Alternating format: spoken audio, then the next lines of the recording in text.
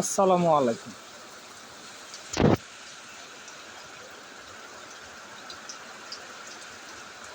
একটা কথা বলার জন্য আজকে এই ভিডিওটা করতেছি। কিছুদিন যাবৎ এই যে বুয়েটের শিক্ষার্থীদের একটা আন্দোলন চলতেছে, 3 দফা দাবি বা 5 দফা দাবি, যেটাই হোক ইঞ্জিনিয়ারিং স্টুডেন্টরা আন্দোলন করতেছে। দেশের জনগণের কিছু সমস্যা হচ্ছে, কিন্তু এই আন্দোলনের পরিবর্তে একটি কথা বারবার কিছু রাজনীতিবিদ, কিছু নেতা, কিছু পাতি নেতা, এমনকি কিছু স্টুডেন্ট, ডিপ্লোমা স্টুডেন্ট, আবার কিছু বড় বড় বুদ্ধিজীবী, এদের মুখ থেকে একটা কথা বেশি চলে আসতেছে যে বুয়েটের স্টুডেন্টরা বানায় অটো রিক্সা বা রিক্সা, আর একজন মিস্ত্রি বা মেকার বা ডিপ্লোমাধারী স্টুডেন্ট বানায় মেকানিক্যাল গাড়ি বা কি বলেন, যেটাই হোক, ওই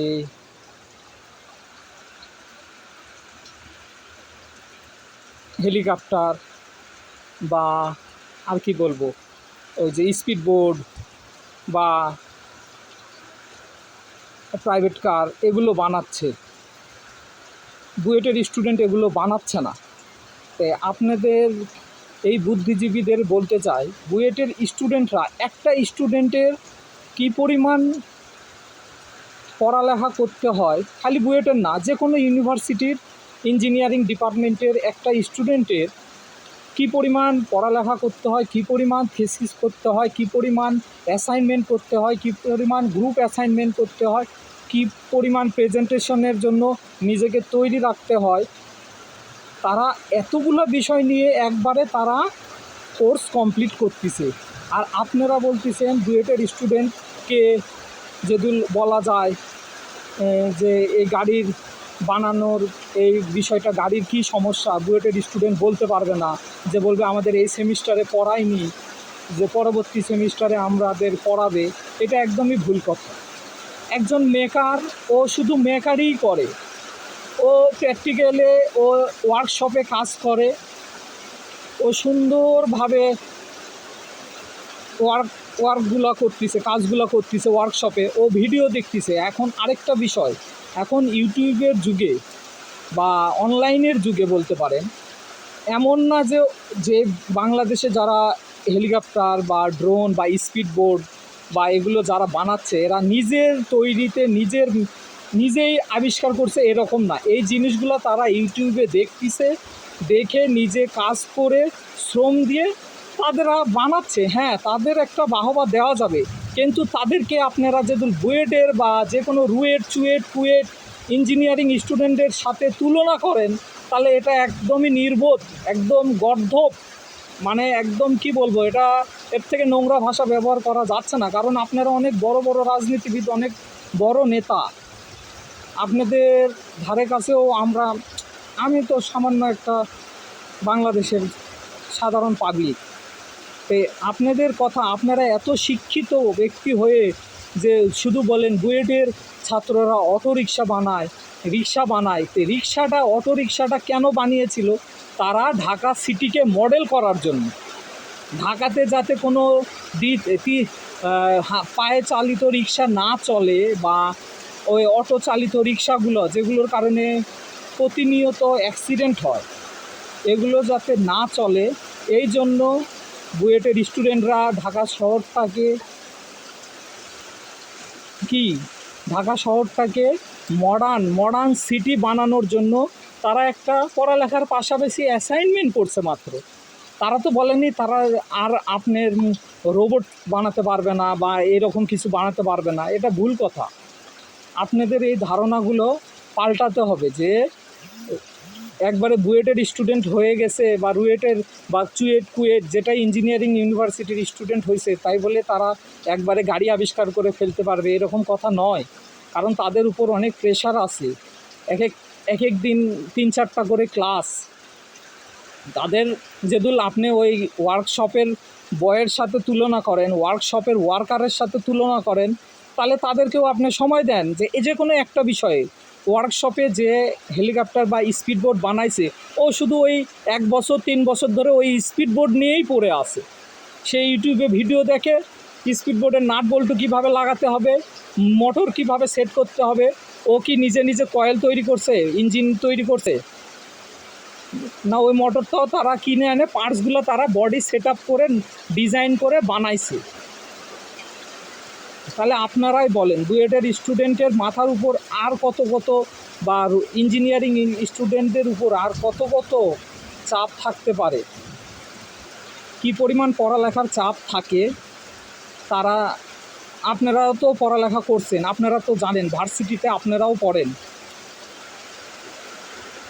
আর ডিপ্লোমা স্টুডেন্ট ছোট ভাই বোনদের বলতেছি, ভাই তোমাদের পড়ালেখা ঠিক আছে, কিন্তু বিএসসির পড়া আর তোমাদের পড়া তফাৎ অবশ্যই আছে, তোমাদের মানতেই হবে, এটা মেনে নিতে হবে। বিএসসি তাহলে বিএসসি কেন হলো বা ডিপ্লোমা কেন হলো?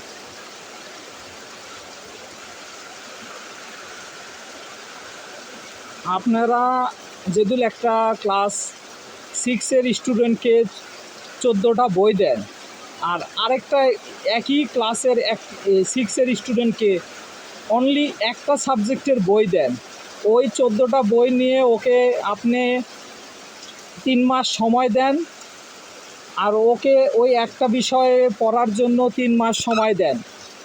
ওই সেপারেট বিষয়টা, স্পেসিফিক যে বিষয়টা আপনারা দিবেন পরবর্তী স্টুডেন্টটাকে, ওই স্টুডেন্টটা কি রেজাল্ট করে, ওই একটা বিষয়ের উপর ও কেমন রেজাল্ট করে, আর যে 14টা বিষয় পড়ালেখা করে পরীক্ষা দিবে সে ওই একটা বিষয়ের উপর কী রকম রেজাল্ট করে তা আপনারাই বলতে পারবেন। একই রকম জীবনেও রেজাল্ট করবে না, অবশ্যই যে একটা নিয়ে পড়ে আছে সে ওই ভালোই রেজাল্ট করবে।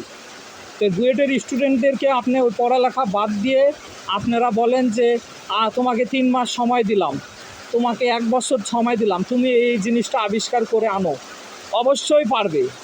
বুয়েটের স্টুডেন্টরা সারাদিন যেগুলো ওই গ্রুপ স্টাডি, ওই অ্যাসাইনমেন্ট, থিসিস, তার প্রজেক্ট, তাদের প্রেজেন্টেশন, এগুলোর যদি চিন্তাভাবনা না করতে হয় তাহলে তারাও আবিষ্কার করতে পারবে। ইঞ্জিনিয়াররা তারাও আবিষ্কার করতে পারবে, কারণ তাদের সেই মেধা আছে, এটা আপনারাও জানেন, আমরাও জানি। তো এর বেশি আর কিছু বললাম না। অন্তত আপনারা আপনাদের বাচ্চাদেরকে, আপনাদের ছোট ভাই বোনদেরকে অন্তত নিজেরা ছোট বানাবেন না, অন্তত ভর্তি করে দেন আপনারাই, যে ছেলে মেয়েকে ইঞ্জিনিয়ারিং ইউনিভার্সিটিতে ভর্তি করাবেন, তারপরে আপনারাই বলবেন যে গাধা তৈরি হয় এক একটা, এগুলো ঠিক না।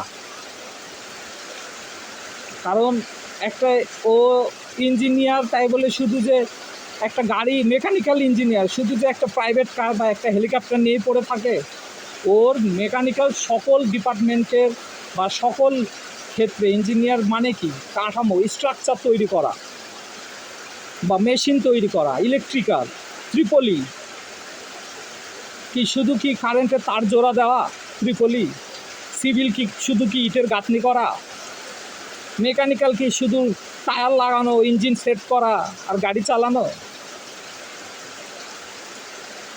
তাহলে ইঞ্জিনিয়ার হওয়া যায়?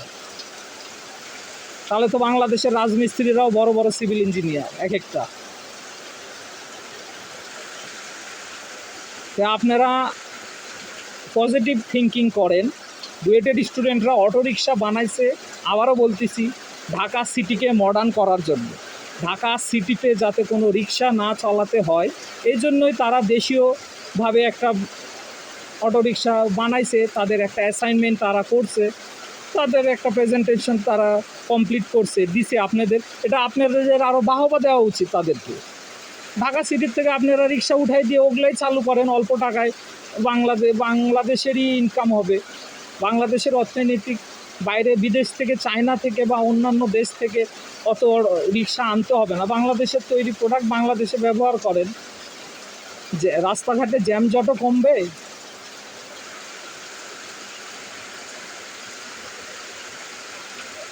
আবহাওয়াটা অনেক সুন্দর,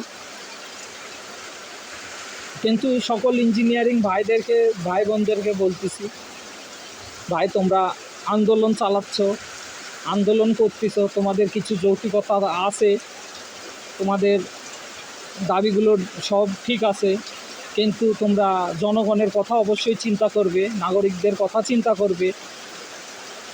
এবং যে সকল নেতারা, আপনারা বুদ্ধিজীবীরা এই বুয়েটের স্টুডেন্টরা রিক্সা বানাইছে, অমুক তমুক, অমুক ওয়ার্কার ভালো কাজ করে, ওরা হেলিকপ্টার বানায়, প্লেন বানায়, উড়োজাহাজ বানায়, স্পিডবোট বানায়, অন্তত এই উল্টাপাল্টা কথাগুলো নিউজ ছড়াবেন না। কারণ তারা একটা বিষয়ের, আবার বলতেছি, তারা একটি বিষয়ের উপর চিন্তা করে, একটি বিষয়ের উপর তারা পড়ে থাকে দিনরাত 24 ঘন্টা।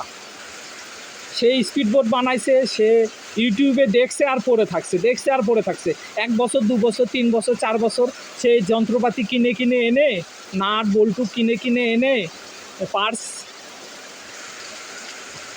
কিনছে, ইঞ্জিনের মোটর কিনছে, কিনে এনে সেট আপ করছে। ঠিক আছে, তারা সাকসেসফুল, তাদেরকে ধন্যবাদ, বেশ খুব ভালো। কিন্তু তাই বলে আপনি বুয়েটের স্টুডেন্টদের সাথে তুলনা করবেন, এটা তো মুরব্বি, এটা মানা যায় না।